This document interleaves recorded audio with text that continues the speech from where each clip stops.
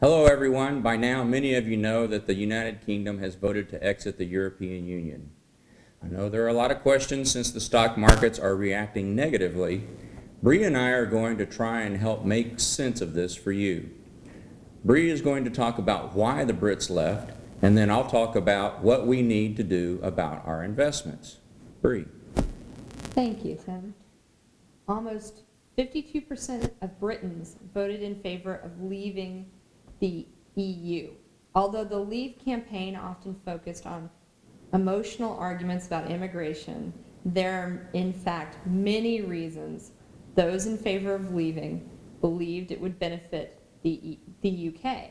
They came from across the political spectrum, and some of the arguments even contradicted each other. Here are some of the most significant.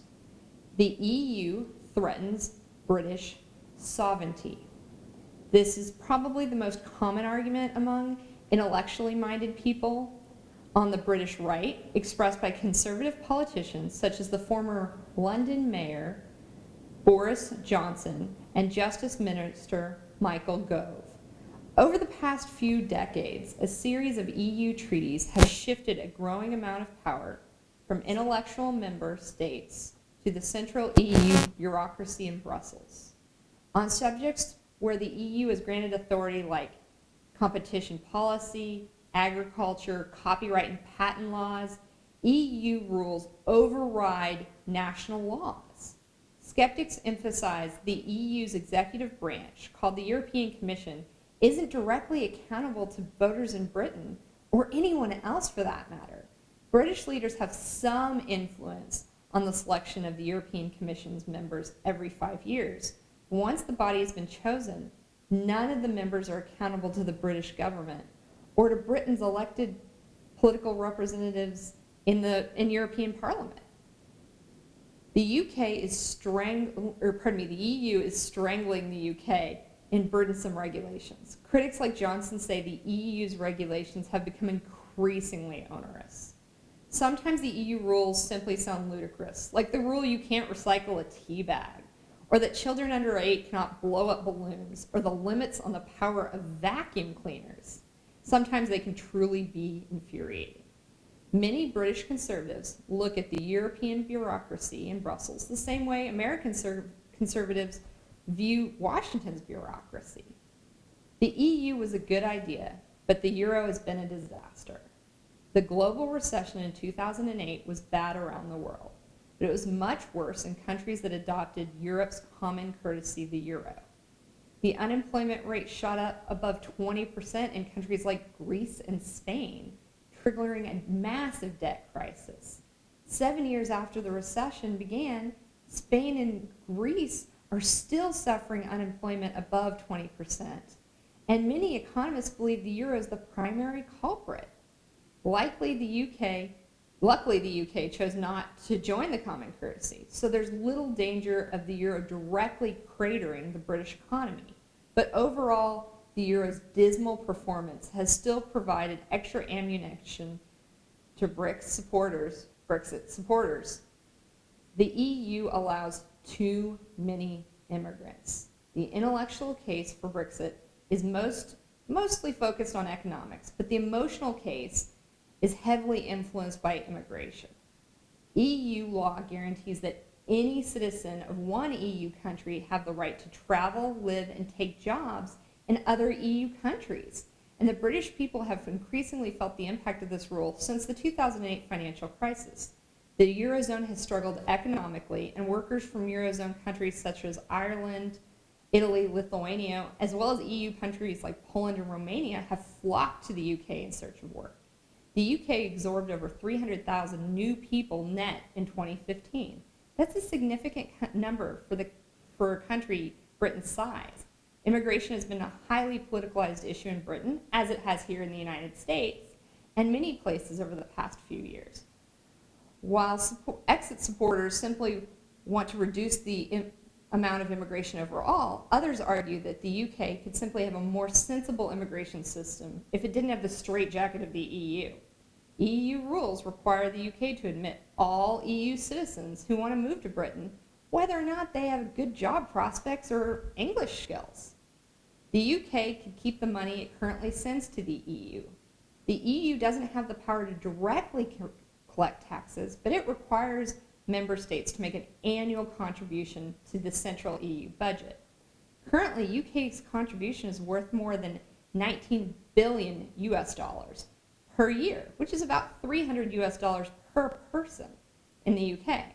While much of this money is spent on services in the UK, Brexit supporters still argue that it would be better if the UK simply kept the money and British Parliament to decide how to spend it in the UK. So these are just some of the reasons the UK chose to leave the EU. Tim? So now let's talk about what we should do. Look, the impulse when the stock market abruptly plunges is to do something, anything. Our hard-earned money is on the line after all. But that's just the thing. Stocks are for long-term goals. So unless those goals have changed in the last day or two, it doesn't make much sense to overhaul an investment strategy based on a blip of market activity. So relax, calm your nerves, pour yourself a drink, or sit down with a pint of ice cream and consider the following. You are not the stock market. You still have a roof over your head. You have food in the fridge, and more than likely you're going to do something entertaining for yourself and your family in the following weeks, like go to a movie, eat out, or travel to visit friends. The world hasn't ended. Our portfolios consist of globally diverse mix of assets. Because we have a global portfolio of stocks, during the last 7 years, you are most likely a winner. That gain you see is one of the reasons you're in stocks in the first place. Plenty of research shows that if you miss just a few days of the market's biggest gains, your long-term portfolio will suffer badly. If you decide to put a bunch of your money in cash the next few days, how will you know when to get back in the market?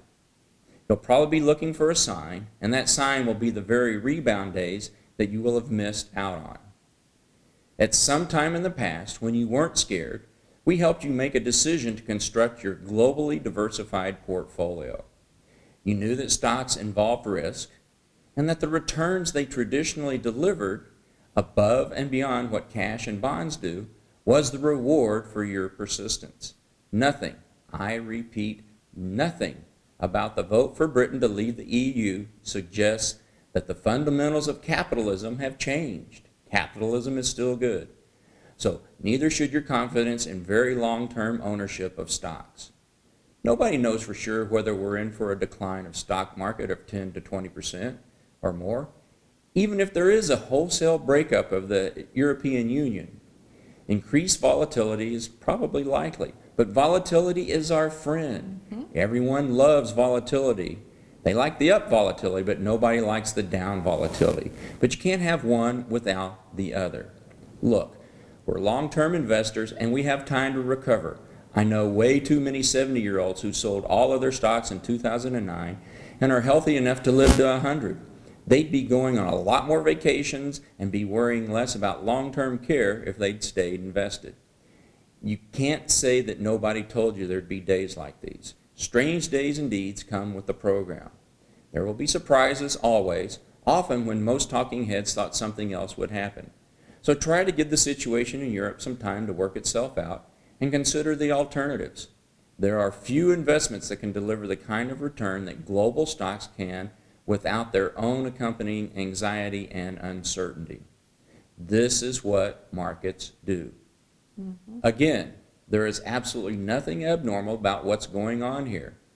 We have to save somewhere, and history suggests that stocks are the best way to get the returns you'll need to retire someday. It would take decades of systemic economic and political erosion to prove otherwise. And a day or two of market declines do not suggest that anything like that is upon us. So here's our recommendation. Turn off the news. It's investment pornography. Have a good meal. Open a nice bottle of wine if you like, and relax. It's not the end of the world. This too will pass. Now, if you have questions or you just want to talk, call. We're here working hard for you. As things become more clear and certain, we'll keep you informed. But until next time, go out and lead an abundant life. Thank you so much.